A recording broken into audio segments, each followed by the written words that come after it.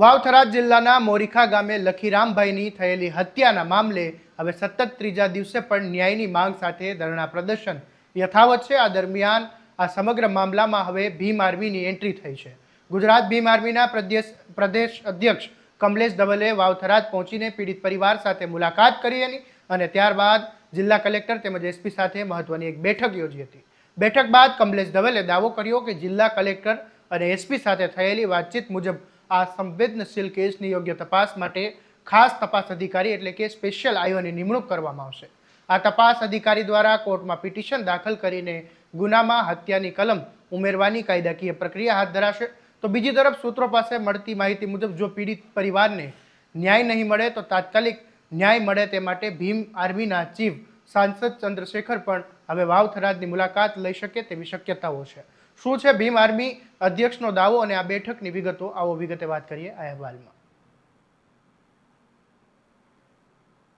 નમસ્કાર, હું છું આસિફ કાદરી અને સ્વમાન સાથે તમારું સ્વાગત છે। મોરીખા ગામે લખીરામભાઈની હત્યાનો જે મામલો છે તે કથિત હત્યાના મામલા બાદ ન્યાયની માંગ સાથે કલેક્ટર કચેરી બહાર બેઠેલા પીડિત પરિવાર અને સમાજના લોકોના ધરણા આજે ત્રીજા દિવસે પણ ચાલુ હતા।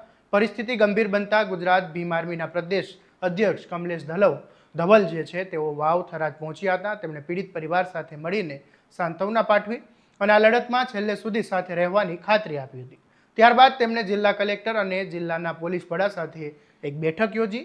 બેઠકમાં આ કેસ અંગે વિસ્તૃત ચર્ચા કરી હતી અને કલેક્ટર અને એસપી સાથેની મુલાકાત બાદ કમલેશ ધવલે પત્રકારો સામે વાતચીત કરતા જણાવ્યું કે સમગ્ર હત્યાકાંડની યોગ્ય તપાસ અને તટસ્થ સુનિશ્ચિત કરવા માટે ખાસ તપાસ અધિકારીની નિમણૂક કરવાનો તંત્રએ તેમને વિશ્વાસ આપ્યો છે।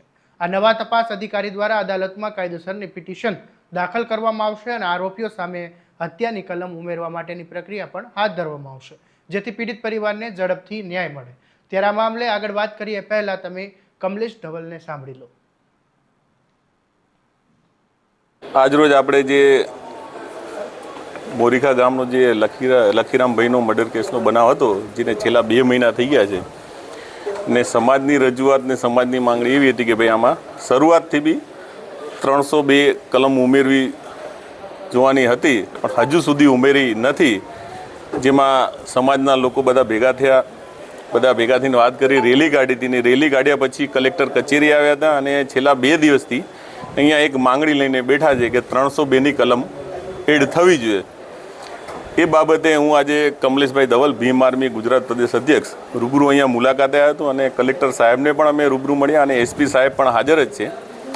ઘણી લાંબી ચર્ચા થઈ અમારી એમની જોડે, ઘણા એવિડન્સ, ઘણા પ્રેક્ટિકલ જે પણ થતું હતું બધી ચર્ચાઓ થઈ છે।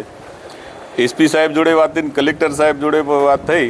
હવે 302 ઉમેરવામાં એવું છે, ઘણી ચર્ચા થઈ, આપણે ઘણા બધા દાખલા પણ આપ્યા કે ભાઈ અમરેલીની અંદર એક જમીન મંડળીનો બનાવ હતો, એમાં 307 બી એડ થઈ હતી ને લૂંટનો ગુનો પણ એડ થયો હતો સામસામે અને ફક્ત 10 દિવસની અંદર ત્યાંના એસપીએ બંને કલમમાં સમરી ભરી દીધી, 307 અને લૂંટનો કેસ બંને કલમમાં સમરી ભરી દીધી।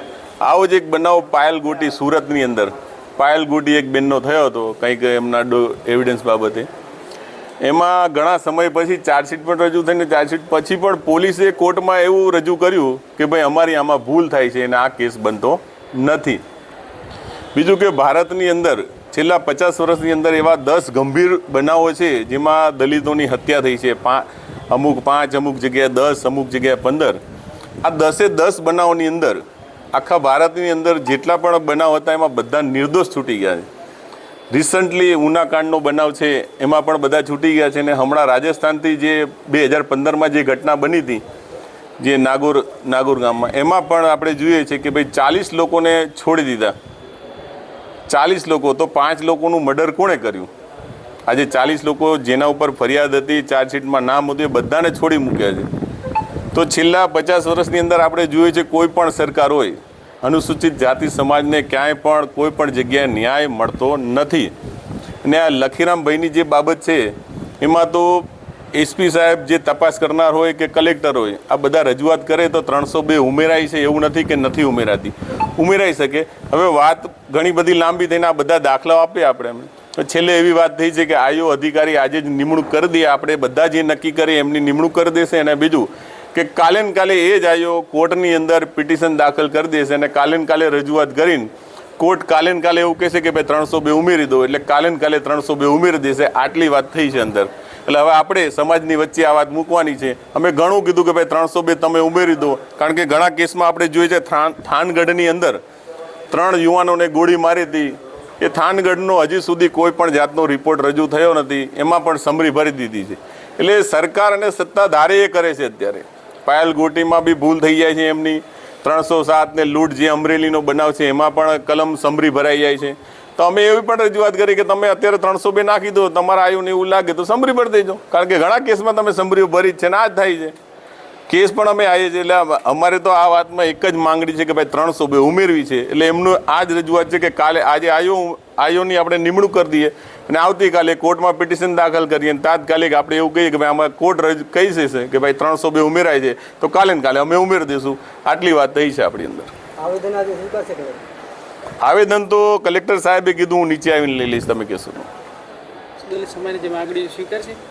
માંગણીઓ પર સ્વીકારવામાં એવું છે કે એમને આ રસ્તો કાઢ્યો છે કે આયોની આજે નિમણૂક કરી દઈએ અને કાલે ને કાલે કોર્ટમાં પિટિશન કરી દે, કોર્ટ કાલે 302 નું કહી દે, અમે કાલે ને કાલે ઉમેરી દઈશું. આટલી વાત છે માંગણીમાં. બીજી તરફ અમારા સૂત્રો પાસેથી મળતી માહિતી પ્રમાણે સ્થાનિક સ્તરે પીડિત પરિવારની માંગણીઓને જો સમયસર સંતોષવામાં નહીં આવે તો ન્યાય અપાવવા માટે ઢીલાસ દાખવવામાં આવશે. તો ભીમ આર્મીના રાષ્ટ્રીય વડા અને સાંસદ એવા ચંદ્રશેખર આઝાદ પોતે વાવથરાદ આવી શકે તેવી અને આંદોલનની કમાલ સંભાળશે તે પ્રકારની માહિતી મળી રહી છે. જ્યારે સામાન્ય નાગરિકની હત્યા બાદ પરિવારજનો ન્યાય મેળવવા માટે 3 દિવસથી ધરણા પર બેસવું પડે અને મોટા સંગઠનોને મેદાને ઉતરવું પડે, ત્યારે સ્થાનિક પોલીસ અને તંત્રની કાર્યપ્રણાલી સામે પણ સવાલો ઊભા થવા એ વ્યાજબી છે. હવે જોવાનું એ રહેશે કે ખાસ તપાસ અધિકારીની નિમણૂક બાદ હત્યાની જે કલમ ઉમેરવાની વાત છે તે દાવા બાદ પોલીસ કેટલી ઝડપથી આરોપીઓને જેલના સળિયાની પાછળ ધકેલે છે તે જોવું રહ્યું. આ મામલે તમારું શું કહેવું છે અમને કોમેન્ટમાં જરૂરથી જણાવજો.